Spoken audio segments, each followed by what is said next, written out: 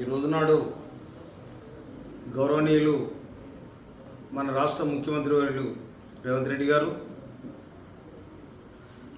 గౌరవనీయులు deputy CM బట్టి విక్రమార్క గారు, గౌరవ మంత్రివర్యులు ఉత్తమ్ కుమార్ రెడ్డి గారు, గౌరవ మంత్రివర్యులు దేవాదాయ శాఖ మంత్రులు శ్రీమతి కొండ సురేఖ గారు, గౌరవ మంత్రివర్యులు జిల్లా మంత్రివర్యులు కోమటిరెడ్డి వెంకరెడ్డి గారు, వీళ్ళందరూ కూడా యాదగిరిగుట్ట లక్ష్మీనరసింహ స్వామి దర్శనం కోసం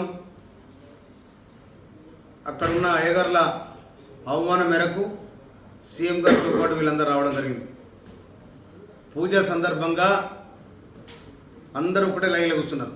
మేము కూడా ప్రత్యక్షంగా సీఎం గారు వెనకనే ఉన్నాం. మేము కొన్ని ప్రతిపక్ష పార్టీలు కావాల్సుకొని పనిపాట లేకుండా దళితుని కింద కూర్చొని పెట్టిరు, మీద కూర్చొని పెట్టిరు, ఇట్లా అని పెడతా ఉన్నారు. కాంగ్రెస్ పార్టీ దళితులను గౌరవించిన పార్టీ, దళితులను దగ్గర తీసిన పార్టీ. ఇవాళ మీకు ఏమైనా తిరిగింటే అసెంబ్లీలో చూడాలి, స్పీకర్ దళితుడే, డిప్యూటీ సీఎం కూడా దళితుడే. ఇక మీకు ఏం జ్ఞానం ఉన్నట్టు చెప్పండి. బట్టి విక్రమార్క కూర్చున్న ప్లేస్ చూసిరా మీరు?